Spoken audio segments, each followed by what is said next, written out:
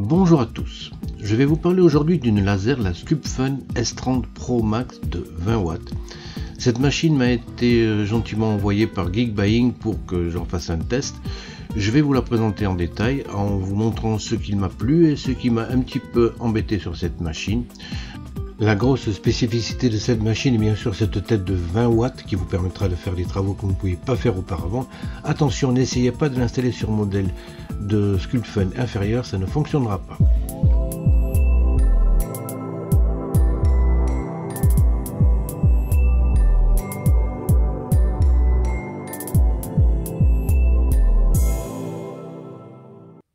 Bon, sans plus tarder, on va donc ouvrir ce colis pour voir ce que Geekbuying m'a envoyé et on va se partager ça ensemble. Alors je vais quand même vous proposer quelques petites réductions sur cette machine. Si vous vous inscrivez sur le site eBuyClub, vous vous constituez une cagnotte au fur et à mesure de tous vos achats sur internet et si vous suivez le lien dans la description, vous aurez déjà 5 € sur votre cagnotte. Ça vous permet d'avoir des réductions et des bons plans comme celui-ci par exemple sur ce genre de machine, mais il y a également une réduction qui est proposée et qui est cumulable par Geekbuying sur cette machine et sur la Ortur Laser Master 3 que vous allez voir également dans cette vidéo.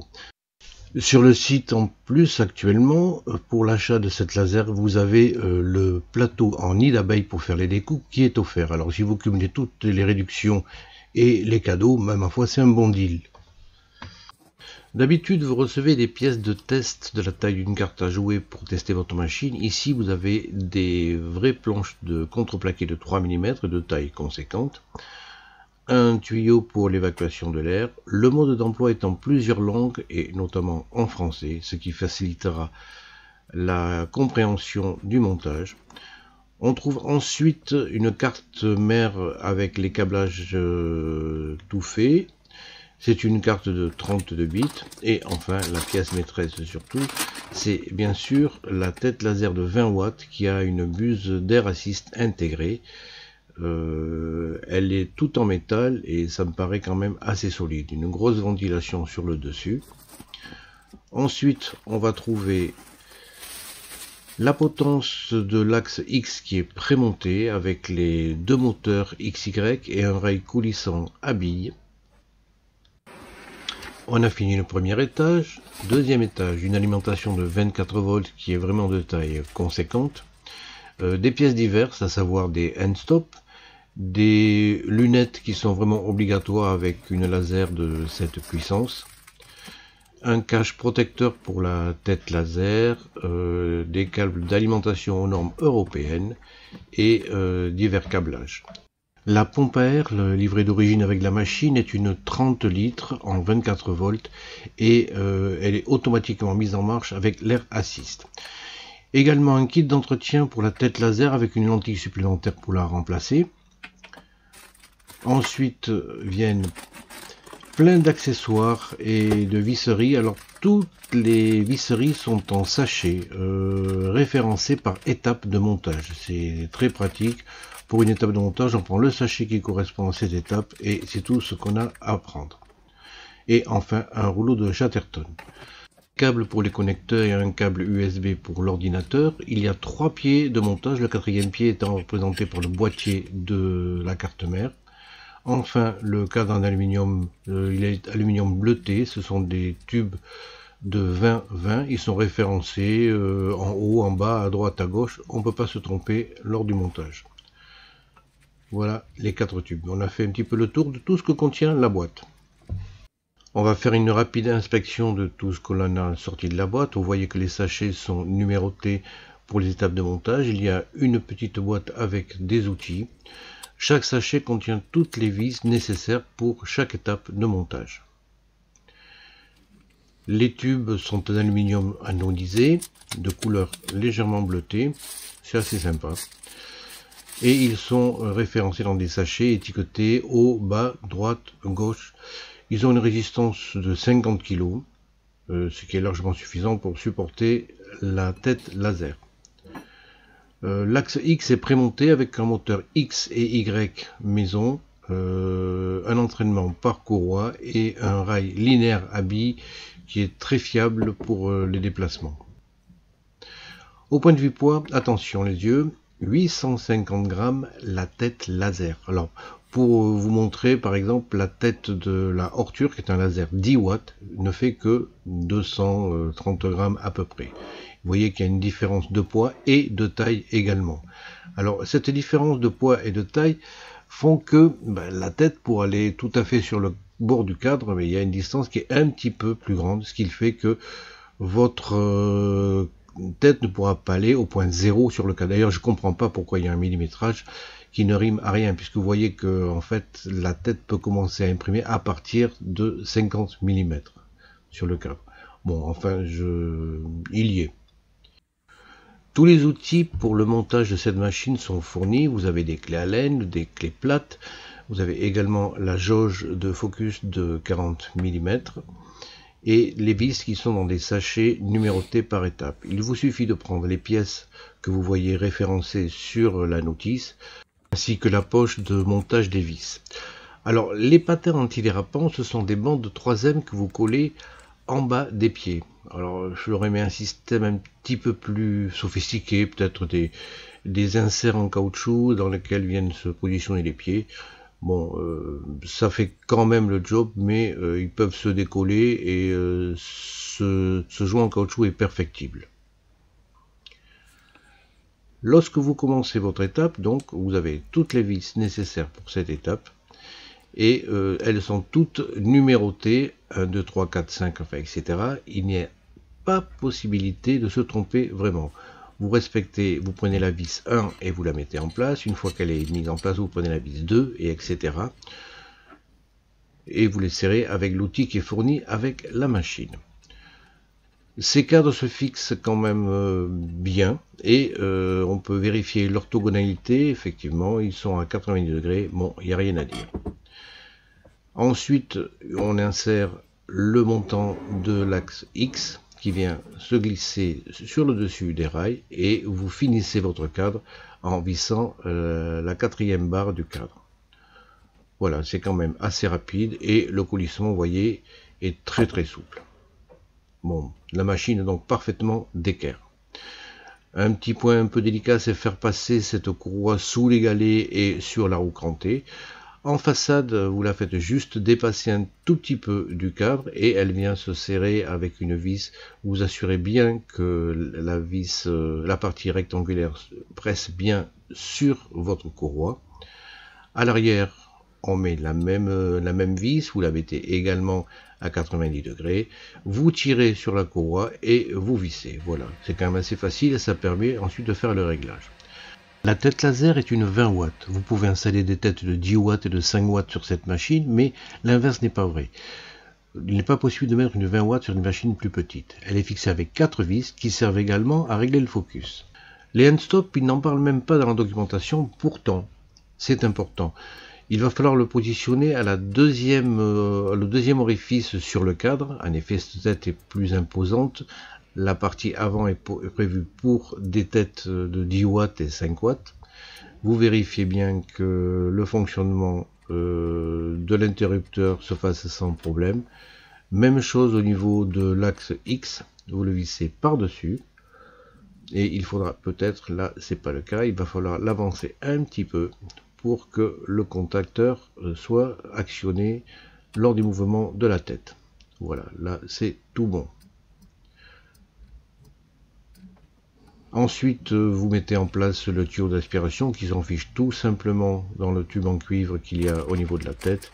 Et vous avez de nombreuses fixations, velcro, scratch, collier, pour fixer un petit peu tout ça. Alors, quand vous mettez votre tube d'aspiration, ne serrez pas trop cette partie parce qu'on va faire passer également des câbles dans ces colliers. En effet, s'il y a un câble qui doit bien être fixé sur ce genre de machine, c'est le câble laser. On va donc le faire passer dans les colliers qui ont servi pour le tube d'aspiration. Il y a un petit cercle-clip qui est fixé sur le haut du support de la tête. Ensuite, il vient se coincer dans une encoche et vous le fixez solidement sur son emplacement.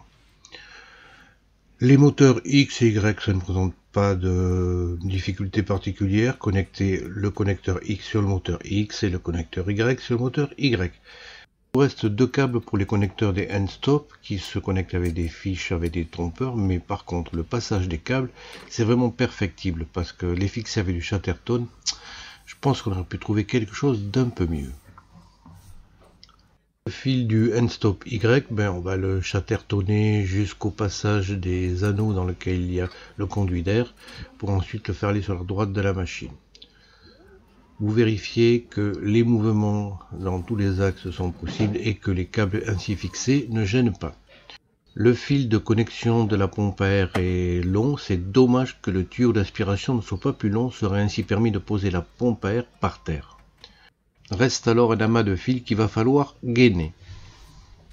On va faire une grille de positionnement et pour cela il va falloir fixer la machine sur une plaque de MDF avec des petits coins en plastique qui sont très faciles à réaliser. Vous trouverez les fichiers Thingiverse dans la description. Prenez un plateau de MDF de 55 de large sur 65 de profond pour pouvoir ainsi bloquer votre machine et qu'elle soit toujours à la même position. Une fois en marche, vous avez le home automatique de la machine qui va le mettre dans le coin inférieur gauche. Par contre, la ventilation, vous l'entendez et elle est continue, que la machine fonctionne ou pas. Ça, c'est un petit peu embêtant. On positionne ensuite le focus qui se fait de manière pas très pratique avec ces grosses vis derrière. On n'y voit rien, on doit dévisser 4 vis. Vraiment, ça, c'est perfectible également. Vous faites descendre la tête jusqu'à que la fleur du focus, de la sonde de focus, et vous vissez. Alors je vous montre de dos comment il faut faire. Alors là, je souhaite graver directement sur le plateau de MDF sur lequel est positionnée la laser. Et pour ça, on est obligé de sortir les deux vis inférieures de manière à ce que la tête puisse descendre le plus bas possible. Alors là c'est facile, mais la machine est à l'envers et quand vous l'avez en position de travail, ces deux mêmes vis sont au dos de la tête, donc c'est pas très pratique. Par exemple sur la horture, il y a une petite sonde rétractable qui vous permet de bien positionner la tête et vous la repliez ensuite. Une fois le focus réalisé, on éteint la machine et on la rallume encore une fois pour que la tête vienne se positionner à la position homme travail. Et là, on va donc pouvoir graver directement sur le MDF. Puisque je possède deux machines laser, la Horture et la Sculpfun, on va faire un rapide comparatif. Alors d'abord, la surface de travail sur la Sculpfun est de 370 par 350 compte tenu de l'épaisseur de la tête. C'est une machine 400-400 mais qui ne pourra usiner que sur cette surface-là. En ce qui concerne la Horture, qui est une 10 watts, la surface de 400-400 est conservée et effectivement on peut usiner sur toute la surface complète de 400 par 400. Le boîtier de commande permet les branchements de l'alimentation et du câble USB, et ça peut être un peu gênant pour l'opérateur parce qu'ils sont en façade. Un simple bouton de marche-arrêt. À noter que le firmware va évoluer et lui permettre d'être en Wi-Fi également. En comparaison, sur la Horture, les commandes sont positionnées également à l'avant. Vous avez un bouton d'arrêt d'urgence, un blocage par clé et le bouton de mise en marche doit être pressé. Un anneau lumineux vous donne des indications.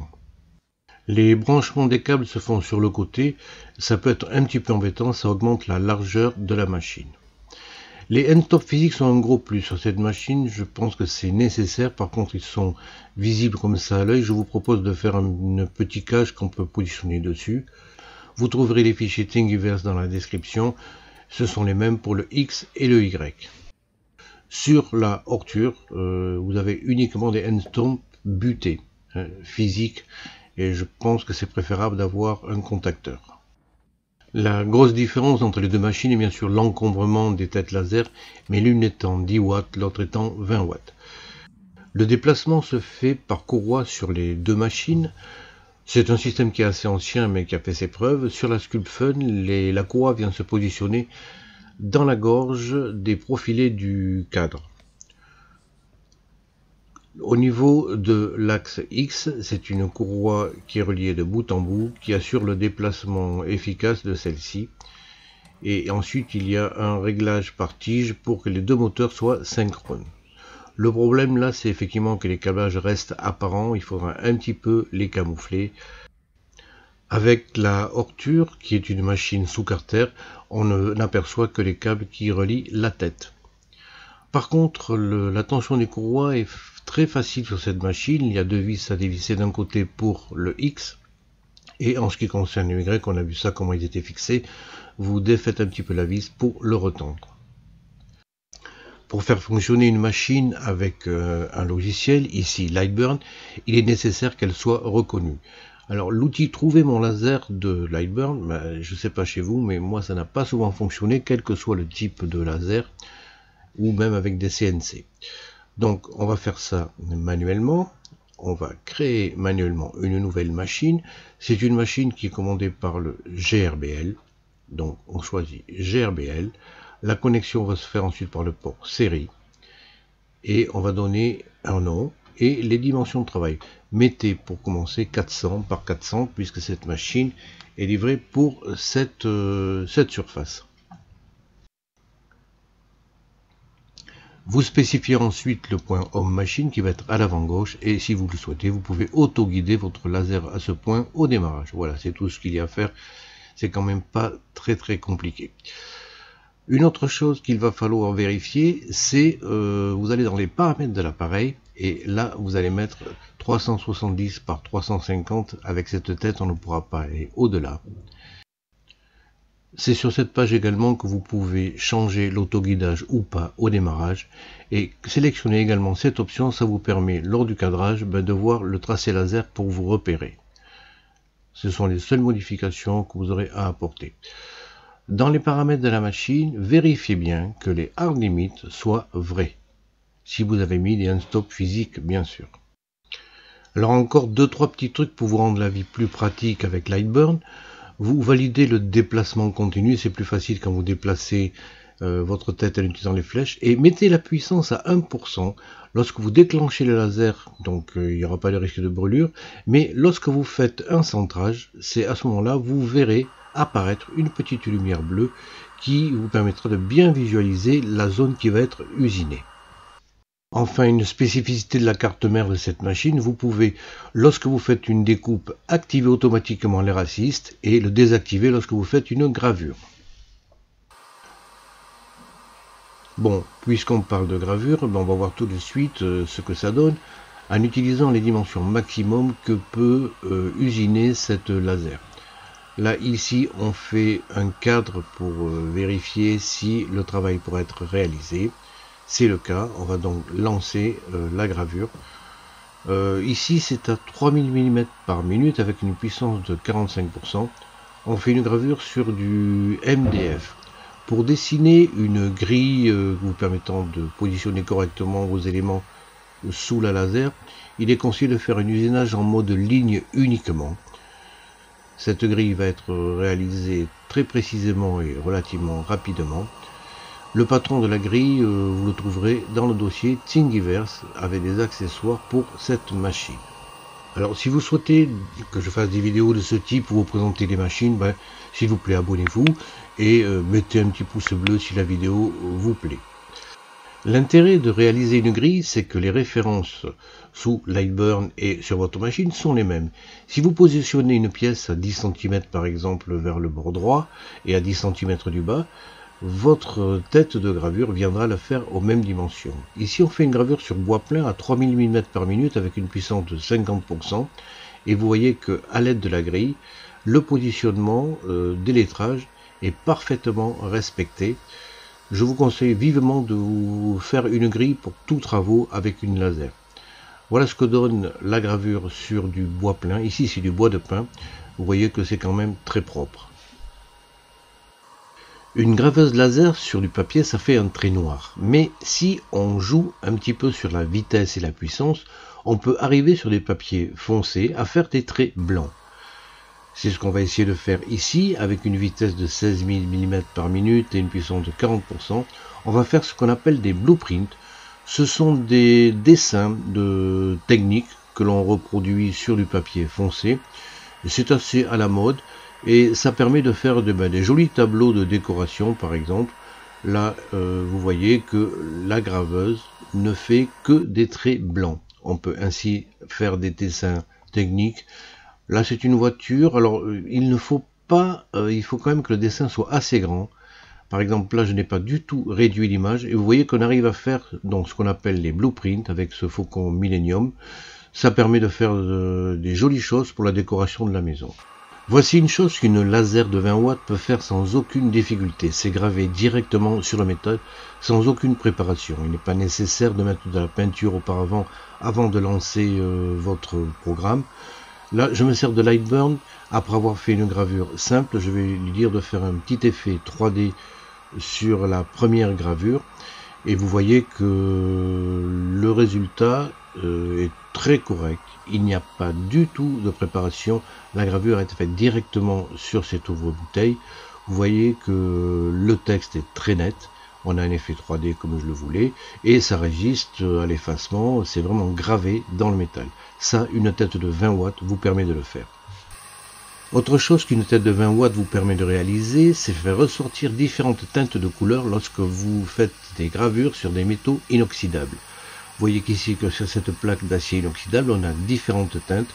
Pour ça, on joue sur la puissance et sur le rapprochement des lignes lorsque vous faites votre gravure. On a ainsi des teintes différentes et qui sont spécifiques à chaque pièce de métal que vous allez usiner.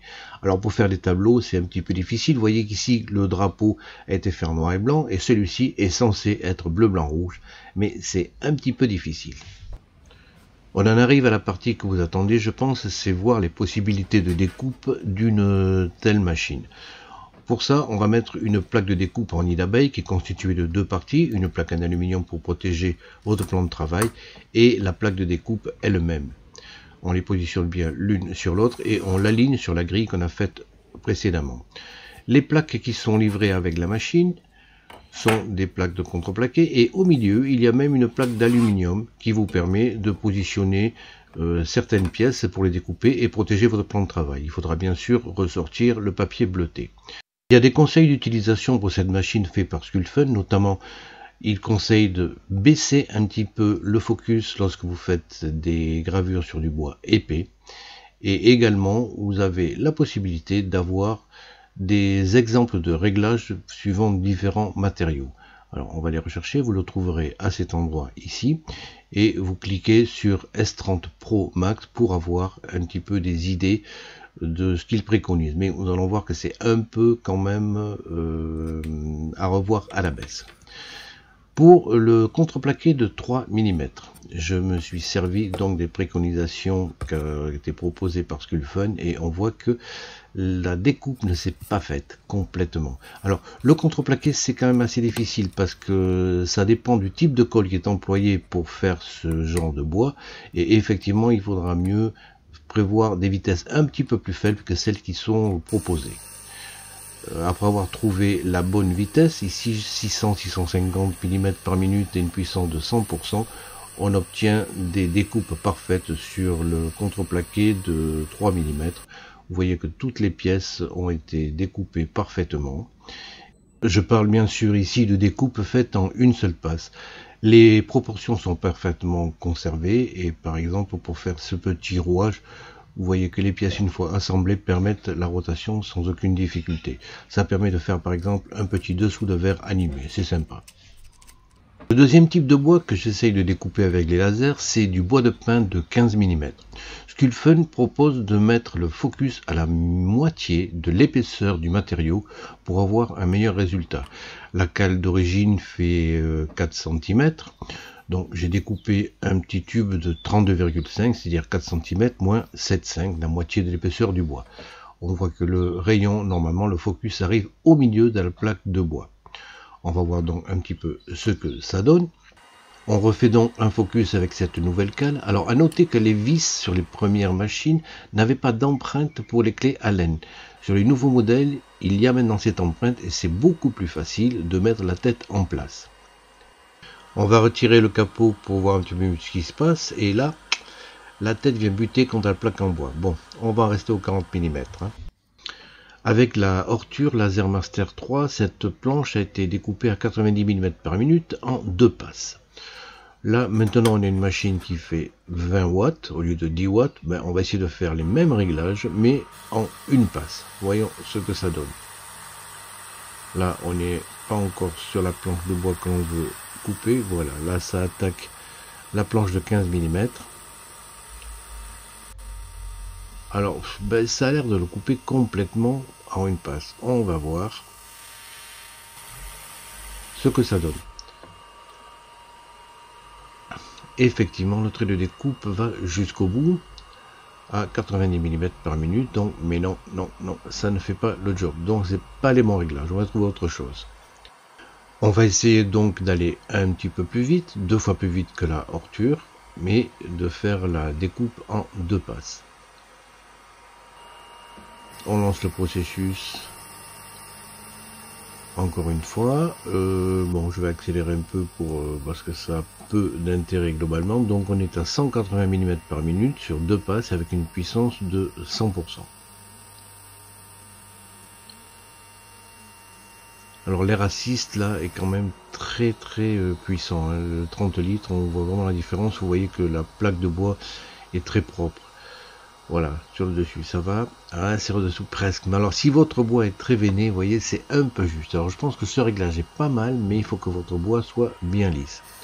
Bon, on va faire un autre essai. Là, j'accélère la vidéo et essayer de voir quels sont les réglages que j'ai utilisés. Là, vous voyez qu'on le fait en 2 passes. D'après vous, qu'est-ce que j'ai utilisé comme réglage? D'abord, on va voir si le job s'est fait. Phase 1. De l'autre côté, c'est coupé même un petit peu trop. Mais là, effectivement, la découpe s'est faite parfaitement. En plus, vous constatez que la tranche de découpe n'est pas trop brûlée. Elle est bien verticale et pas trop brûlée. Alors, j'ai utilisé quand même un réglage que m'autorise Lightburn, à savoir Constant Power Mode. À ce moment-là, l'intensité du laser ne va pas varier si votre tête fait des mouvements circulaires ou la puissance sera toujours à 100%. Donc ce que j'ai utilisé, c'est 150 mm par minute, 100% et en 2 passes. Bon, ça et le constant power, donc je vous disais bien sûr l'air assist avec la pompe de cette machine qui délivre 30 litres par minute. Mais quand même, c'est une 20 watts, ça doit le faire en une passe. Alors voilà ce que j'ai utilisé comme vitesse. J'accélère. Je voudrais quand même réussir à découper cette planche en une seule passe, tout en sachant que vous avez vu qu'on peut le faire en 2 passes proprement.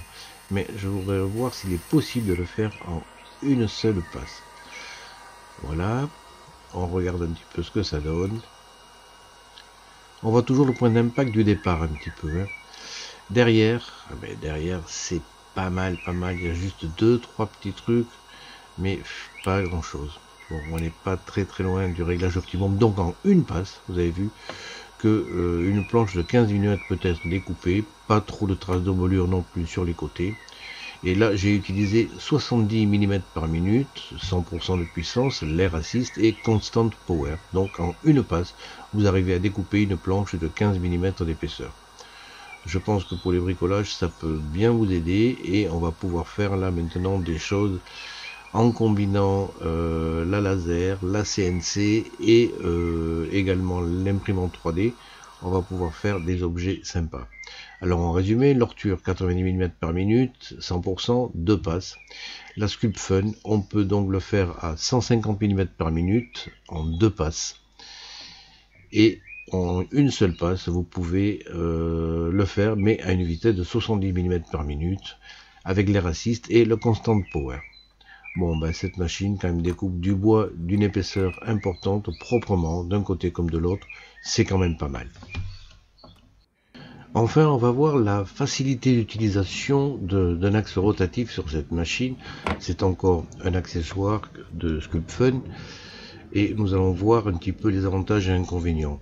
Il est livré avec un petit mètre ruban que je trouvais très gadget, mais qui en fait est très pratique pour mesurer le diamètre d'un objet sur lequel vous voulez travailler. Vous avez le câble qui permet de le relier à la machine. Il y a également un autre câble qui est une rallonge si cela s'avère nécessaire. Et également 4 pieds que vous venez fixer à chaque coin avec leur visserie. Alors ce système n'est pas très pratique, hein. Il faut visser quand même les 4 pieds là, sur la partie inférieure. Sur la Ortur par exemple, il existe des pieds qui se replient sous la machine et qui sont beaucoup plus pratiques. Par contre, le branchement est simplissime. Vous branchez un fil sur le moteur de l'axe rotatif, vous débranchez le moteur de l'axe Y et sur le câble qui reste, vous venez brancher le fil qui vient donc de l'axe rotatif. Il n'y a aucun réglage particulier à faire sur Lightburn ou autre, c'est automatique. Ensuite, vous positionnez l'écartement, l'espacement des rouleaux. Ici, on est à 2 cm. Je vais essayer avec une petite tasse et vous tendez bien la courroie pour que la rotation se fasse de façon régulière. Alors attention, parce que le diamètre peut être compris entre 5 mm et 150 mm, mais la largeur par contre est limitée. Vous êtes obligé de vous mettre au centre de l'axe rotatif et la largeur maximum de l'objet que vous pourrez usiner sera de 23 cm. Votre axe rotatif est bien positionné sur la grille que vous avez fait. Les pieds sont en place, vous voyez une vis à chaque coin. Et on va essayer avec cette tasse. Alors cette tasse, le problème c'est qu'elle n'est pas vraiment bien cylindrique. Alors j'ai juste fait à l'imprimante 3D un petit support pour récupérer le diamètre du haut de la tasse. Et on va le faire comme ça, tout en sachant que la tasse n'est quand même pas bien cylindrique. Le focus se fait à la verticale de l'objet. Et ensuite, pour lancer ceci, il va falloir désactiver l'autoguidage de votre machine. En effet, on n'a plus maintenant de capteur pour cet axe. Vous allez positionner votre image et vous démarrez sur position actuelle en mettant l'origine du travail centrée, comme vous voyez sur la vidéo. Vous faites un essai de cadrage pour voir si vous avez bien positionné votre tasse. Voilà, là c'est le cas. Mettez les lunettes parce qu'on a sorti le cache maintenant rouge devant la machine. Et c'est parti. Ici on grave de la céramique. La vitesse que j'ai choisie est un petit peu trop élevée parce que c'est un objet léger. Et j'aurais dû choisir peut-être 400 mm par minute. La puissance est de 50%. Voilà, c'est assez rapide, c'est terminé, mais la partie centrale a été un petit peu décalée.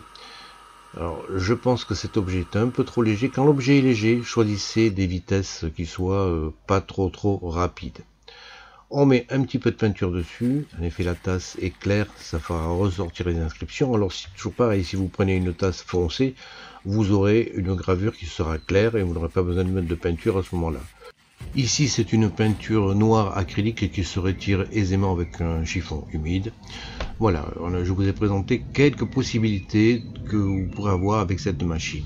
On en a fini pour la présentation de la S30 de Sculpfun. L'intérêt primordial, bien sûr, c'est sa tête de 20 watts qui vous permet de faire des travaux intéressants.